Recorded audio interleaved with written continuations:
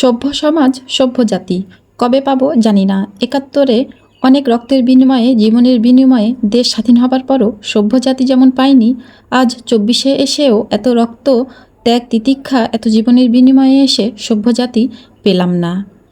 আজ সারা রাত আতঙ্কে কেটেছে। আর কেন আতঙ্কে কেটেছে সেটা ইনশাল্লাহ আমার প্রিয় আপু ভাইয়াদের সাথে শেয়ার করব। আসসালামু আলাইকুম আমার প্রাণপ্রিয় আপু ভাইয়ারা, সবাই কেমন আছেন? আশা করি আল্লাহর মতো ভালো আছেন, সুস্থ আছেন। ফজরের আজানের পর ঘুমিয়ে গিয়েছিলাম। আর ঘুম থেকে যথারীতি ফজরের আজানের পর যদি ঘুমানো যায় আর ঘুম থেকে উঠতে কিন্তু একটু দেরি হয়। তাই তো আমারও ঘুম থেকে উঠতে একটু দেরিও হয়ে গিয়েছে। তো সমস্যা নেই, হাতে এখনও সময় আছে, ওর আব্বুকে খাইয়ে দাইয়ে স্কুলে পাঠাতে পারবো। তো ঘুম থেকে উঠে কিন্তু আমি একটু বেলকনিতে এসে দাঁড়ালাম। আমার বাইরের সবুজ দৃশ্যটা না দেখলে আমার ভালো লাগে না। তো তারপরে চলে যাচ্ছি ডাইনিংয়ে। আর আমার ডাইনিং টেবিলের কী হাল, কী অবস্থা সেটাই আমার প্রিয় আপু ভাইয়াদের সাথে শেয়ার করছি। এই যে দেখেন, অন্ধকার হয়েছে, একটু আলোটা জ্বালাই। এই তো ডাইনিং টেবিলের কী অবস্থা। এবার চলেন রান্নাঘর দেখাই। আমার রান্নাঘরটা ভীষণ খারাপ হয়ে আছে, একেবারেই এলোমেলো। আমি কিন্তু আসলে এই রকমই এত গোছগাছ সাজানো গোছানো আমি করে রাখতে পারি না। তো যাই হোক, এলোমেলো অবস্থা আছে। তো থাক, এখন ওর আব্বুকে আমি ঝটপট কিছু খাবার দিব, খেয়ে ওর আব্বু স্কুলে চলে যাবে। তারপরে আমি চলে আসব আমার সব কাজকর্ম নিয়ে, কারণ ওর আব্বু যতক্ষণ থাকে ততক্ষণ কিন্তু আমি কাজ করতে পারি না, শুধু আমাকে ডাকতেই থাকে। তো যাই হোক, ওর আব্বুকে বিদায় করে দিয়েছি, ওর আব্বু চলে গেছে স্কুলে। এখন ঘরে ঢুকে গেলাম, আগে ঘরটা ঝটপট একটু মোটামুটিভাবে গুছিয়ে নিব। আর আমি কিন্তু প্রতিদিনই যে এভাবে আগে ঘর গুছিয়ে রান্নাঘরে যাই তা কিন্তু নয়।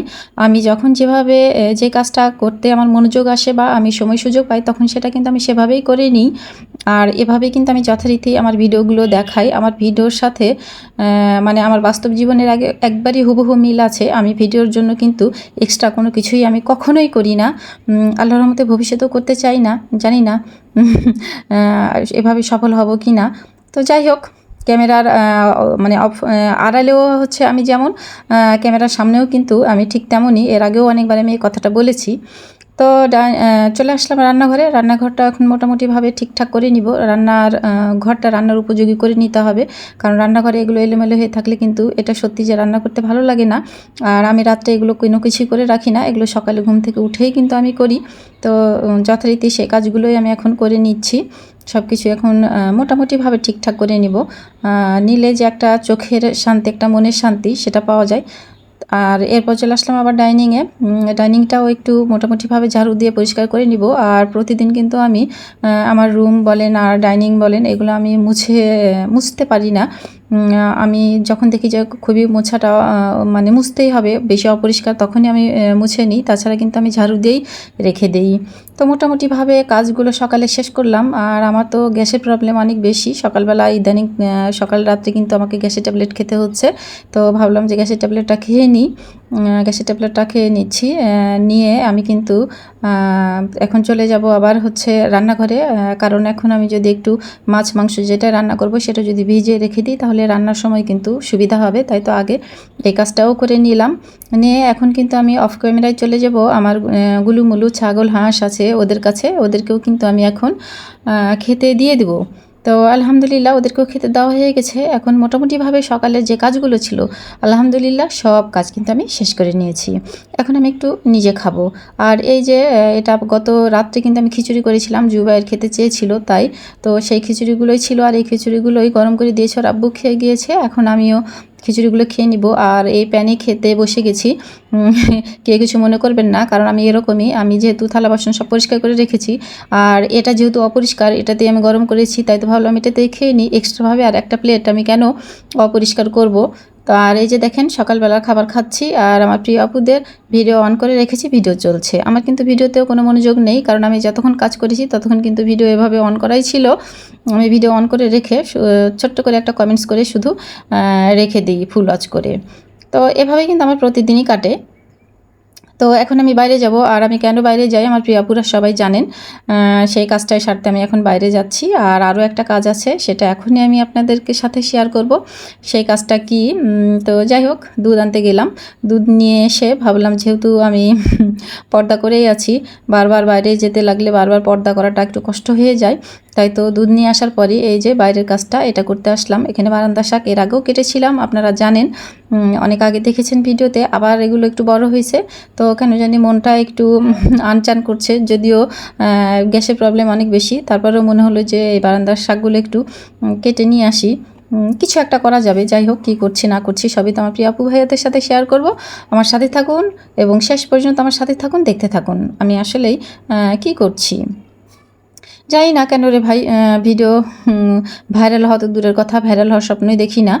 মোটামুটি একটা ভিউ আশা করি, সেটাও কেন জানি আসে না, বলতে পারবো না কেন আসে না। আর এই যে বারান্দার শাকগুলো নিয়ে দাঁড়িয়ে আছি, ঢং করছি, আসলে এটা ঢং করছি না, এটা আসলেই স্ক্রিনশট আমাকে নিতে হয়। তাই তো হচ্ছে ভিডিও করার সময় একটু কিছুক্ষণ স্থির হয়ে দাঁড়িয়ে থেকে, বা যেভাবে আমি ছবিটা নিব সেভাবে পোজ দিয়ে দাঁড়িয়ে থেকে কিন্তু আমাকে কিছুক্ষণ ভিডিও ক্লিপ নিতে হয়। আমি কিন্তু তার জন্য সেই ভিডিও ক্লিপটা নিয়ে নিলাম, পরে স্ক্রিনশট আমাকে যেহেতু দিতে হবে, আমি ছটফট করলে তো আর ভিডিও ক্লিপ স্ক্রিনশট ছবিটা আমি নিতে পারবো না, বা নিলেও ভালো হবে না। তাই তো দাঁড়িয়েছিলাম কিছুক্ষণ থেকে, একটু ভিডিও করে নিলাম, আর পরবর্তীতে স্ক্রিনশট তো নিবই, কারণ থাম্বনেল তৈরি করতে কিন্তু লাগে। আমি একটু বলে দিলাম আমার প্রিয় আপুদের যে আমি কিভাবে আসলে থাম্বনেলটা করি। তো যারা জানেন না তারা হয়তো একটু হলেও এটা থেকে আইডিয়া পাবেন। তো এখানে বারান্দার শাকগুলো ধুয়ে নিলাম, ধুয়ে নিয়ে ভাবলাম যে প্রেসারে দিয়ে দিই। প্রেসারে দিয়ে দিলে কিন্তু একদম ঝটপট সেদ্ধ হয়ে যাবে।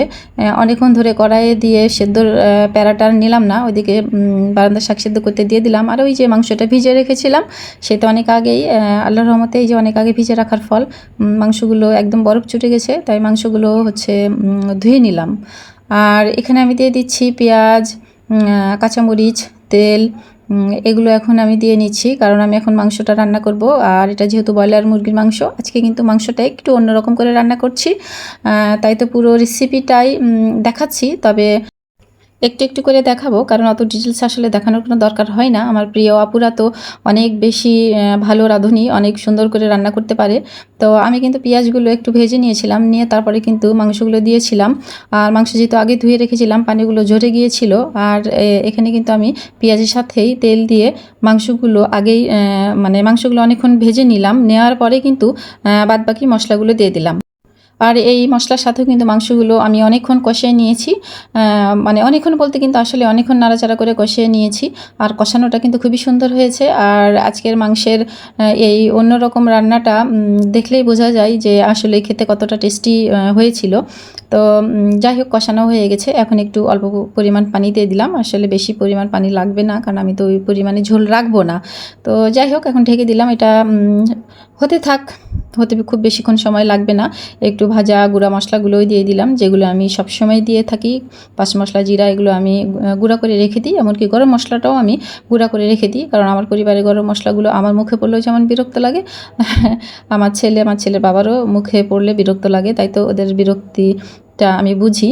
আর এই যে ফাইনালি আমার মাংস রান্না করা হয়ে গেছে, আলহামদুলিল্লাহ। দেখতে যতটা সুন্দর হয়েছে, খেতেও কিন্তু ততটাই টেস্টি হয়েছিল। আর ওই যে প্রেসারে দিয়ে রেখেছিলাম এই শাকগুলো, তো শাকগুলো সেদ্ধ করার পরে কিন্তু ঝাঁকাতে ঢেলে রেখেছিলাম পানিগুলো ঝরে যাওয়ার জন্য। তো তারপরে একটু পানি পানি ভাব আছে, তাই তো একটু কড়াই দিয়ে হালকা একটু শুকনো শুকনো করে নিলাম, পানিগুলো একটু শুকিয়ে নিলাম। এখন ভর্তা করব। আর আমি কিন্তু ডালগুলো ভিজে ধুয়ে রেখেছিলাম, আমি ওটা অফ ক্যামেরায় ডালগুলো সেদ্ধ করে নিয়েছি।